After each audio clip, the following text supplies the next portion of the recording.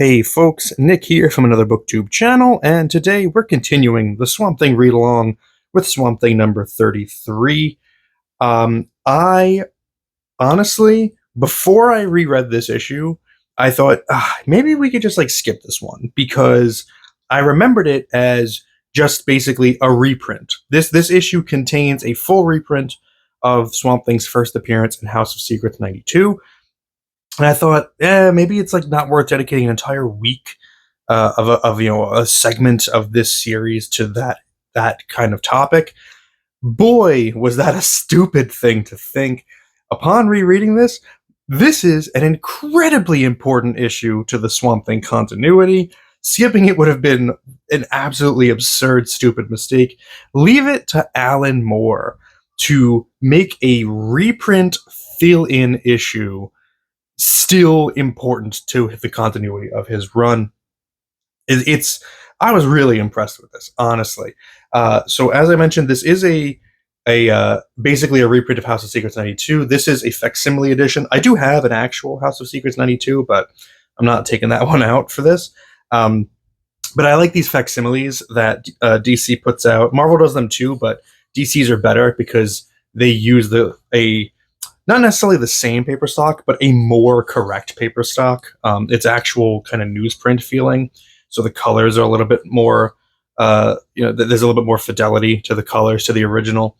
And as you can see, the cover of Swamp Thing 33, which is done by John Totleben, is a direct homage to House of Secrets 92, with Abby Arcane as the stand-in for the blonde woman here. Fun fact, if you didn't know, Bernie Wrightson, who drew this cover and who created Swamp Thing, used Louise Simonson as his model reference for this cover, for this character. Louise Simonson is herself a comic creator, married to Walt Simonson, so they were good friends. I looked carefully because I was curious if Totleben only just took this and then just pasted over the blonde with Abby Arcane, but he didn't. He actually did redraw everything just in pen and ink, because this is a painting. This is ink wash, and you can see there are subtle differences in the Swamp Things, in the curvature of his nose, with the branch placement and the way it is branching out. The fingers are a little different. So yeah, he redrew it from scratch, and he did a really solid job with it. So with that taking a look at, let's open it up and see what this issue offers. So we open with Abby Arcane as she's trying to sleep at a hotel. She's tossing and turning, and where she's hearing replays of conversations that she must have had after the previous the event of the previous issue. If you're not fully caught up, I highly recommend going back and checking out those previous episodes in this series, the previous issues, so you have the full context. But we hear conversations about, she's got this new apartment. They ask if her husband, Mr. Cable, will be living here as well. We get a conversation from a doctor saying that your husband is in a very deep coma, and there is every indication that he's likely to stay that way. And then we get from her employer, Elysium Lawns, Abby, we're all very satisfied with your work here at Elysium Lawns, but I wondered if things were okay with you personally. I want to help, Abby, but with you, it's all secrets and mysteries. Secrets and mysteries. Secrets and mysteries. Secrets and mysteries. Those two words echo out as we are brought to the title of the issue, Abandoned Houses. Writer is Alan Moore. Artist this time is Ron Randall, who I'm not super familiar with. I know that I've definitely seen work by him before, but it's pretty sparse. I think he's mostly a fill-in artist. I think he does do more work on Swamp Thing later on, but he's got a really nice style. I actually really like his artwork, and I like this sequence where the tossing and turning Abby just kind of fades off, and we transfer into what is obviously a dream here. And we faded into that dream, repeating secrets and mysteries, secrets and mysteries, and the title of the issue is Abandoned Houses. Now, if you're not super familiar with non-superhero DC comics, The House of Mystery and the House of Secrets were ongoing anthology titles in DC for many many years. They were that House of Secrets is where Swamp Thing initially premiered, um, but they were just like they were horror, and it was a horror anthology series, and they had caretakers. The House of Secrets and the House of Mystery had their own caretakers, and we're meeting them here. And those caretakers are Cain and Abel. Yes, that Cain and Abel. We get an introduction here where Cain introduces himself to Abby, explains that he is the caretaker of the House of Mystery, and his brother Abel is the caretaker of the House of Secrets. And she has to choose which house she would like a tour of.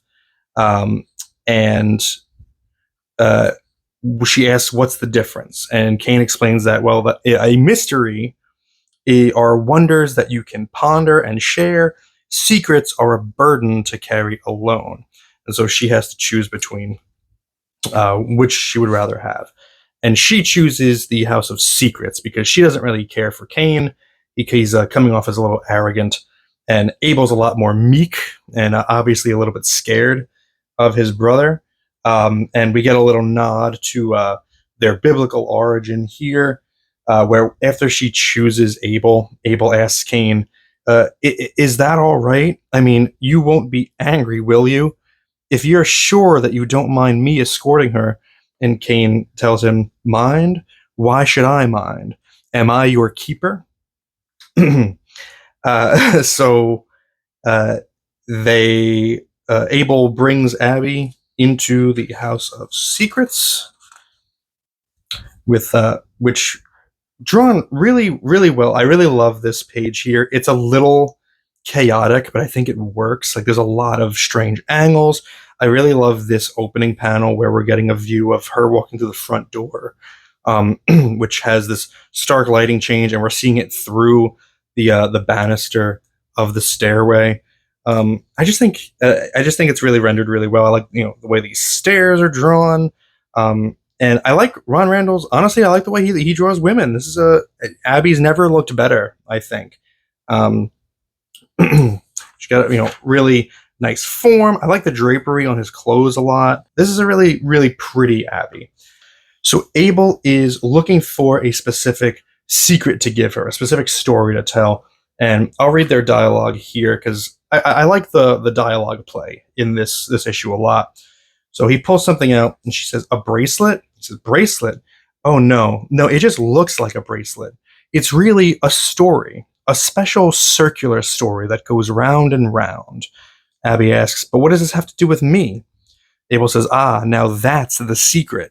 You're not an ordinary woman, Some strange stories have intruded upon your life lately.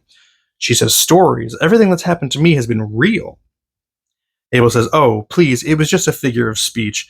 Don't take offense. You see, in a way, everything is made of stories. Here, do sit down. You see, what I'm getting at is these things that have happened to you, they've all happened before in similar circumstances. It's like a circle. It goes round and round and round. She says, I'm sorry, but this sounds loony. I better go. And he stops her. He says, oh no, please, you must listen to this story. It's one of my favorites. It starts like this. I cannot remember the morning anymore. And from there, we go in to the original Swamp Thing story, the opening narration from Len Wein. I cannot remember the morning anymore, but I know the evening well. I belong to it now, and it cares for me in return, sheltering me, nurturing me, holding me close within its velvet embrace. Story of the original Swamp Thing was Len Wein and Bernie Wrightson. Bernie Wrightson is one of the greatest artists of all time. We were blessed to have him in comics for so long. I do hope to do a lot more of his stuff on this channel one day. We'd love to look at some of his Frankenstein. I do have an artist edition of Bernie Wrightson work, which I really might want to go over as well. But this is the original Swamp Thing story. This is the first one as it appeared in House of Secrets 92. And I really like this edition because we do get the actual genuine newsprint version. So we get the most authentic colors we possibly can. And it's a hell of a lot cheaper than a House of Secrets 92. But the characters involved here are not Alec and Linda Holland. It's Alex and Linda Olson. And when we open, Linda is lamenting the death of her husband, Alex. He died in a lab explosion. He was working on an experiment. Sounds awfully familiar to another Swamp Thing character. And since he has passed, their close friend Damien has kind of stepped in, and has tried to take the place of Alex in Linda's life, but she's still obviously very much hung up on Alex. Um, and we learn that, of course, Damien is a heel. He caused the explosion, and even though Alex wasn't killed outright in the explosion, Damien carried his battered and bloody form out into the fetid interior of the swamp beyond and buried it there. So he's responsible for the disappearance of the body, and he's getting very concerned that Linda is suspicious and that she's piecing things together, and that he's going to be brought to justice, and he obviously can't have that. So as she's getting ready for bed, he comes in with a hypodermic needle full of something bad. Swamp Thing, you could see him through the glass because he's been wandering through the swamps. He's been drawn back to this house, and he's checking in on Linda.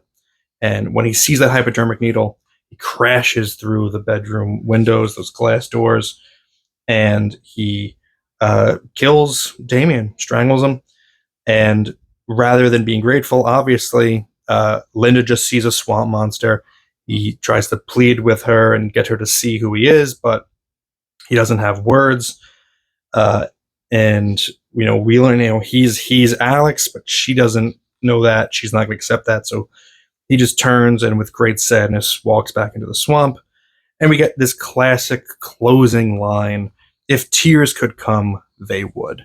And that story on its own, had a huge response, and that's what brought Swamp Thing back into a regular series, but with different characters. And so what this issue is doing is it's explaining that discrepancy. And so that's what this issue is doing. It's explaining that discrepancy. And Abby exclaims here, but that's Alec's story. Alec Holland, not Alex Olson. And it didn't happen at the turn of the century. It happened decades later. But what is this? And Abel says, it's the secret you came to learn. Alec Holland was not the first thing to walk the swamps. There were others before him. And we're seeing other variations of Swamp Thing and what he looks like. And Abel explains, it's not just coincidence, it's design. In the history of the world, there have come sour times when the earth feels compelled to create an elemental champion for itself.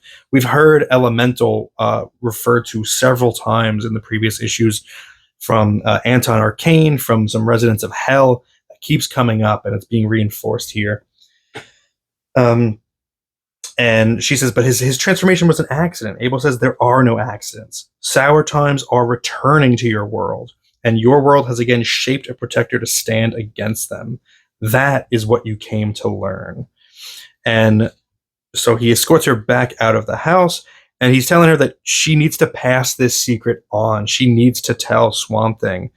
But Kane steps in that, hey, it's a secret. The whole point of this is that you can't tell anybody.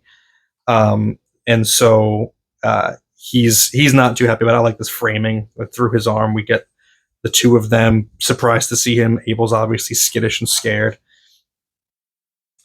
And Abel tries to plead with him that she must be allowed to take the story with her when she leaves. The world is in danger.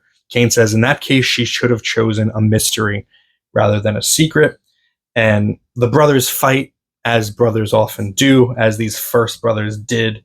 And as they tumble to the ground, Kane reaches out for a rock, and we get a recreation of that original Kane and Abel story, where he bashes his brother's head in with a rock. And she says, oh, you murdered him, your own brother. Kane says, "Murder? Don't talk to me about murder. I invented murder."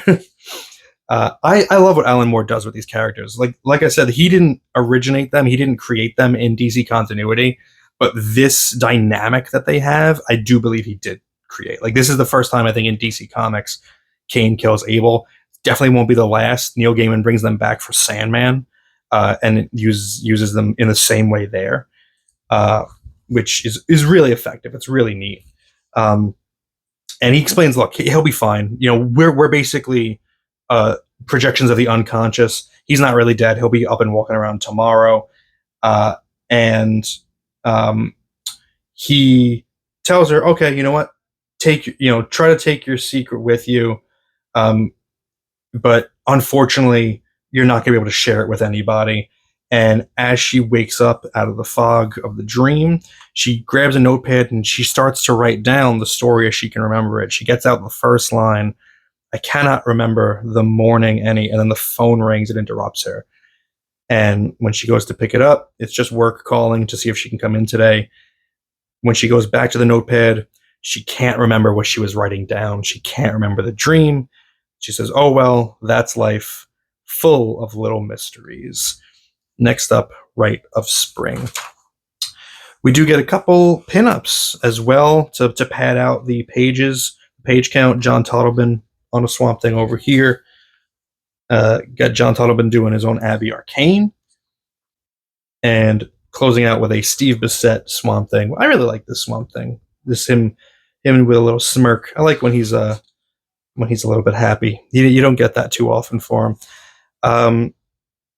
Letters column wasn't, nothing too impressive in the letters column. They do explain that the reason this issue exists is because Alan Moore came to the U.S. He flew in, and so the creative team met up to kind of hash out the next year and a half worth of storylines. And because of that, Stephen Bissette, fell behind in drawing Rite of Spring, which is the next issue. And so they churned this one out. And for something that was churned out quickly, it's great. Ron Randall's art is really solid. The story goes well above just what a regular reprint issue would be or a regular fill-in issue.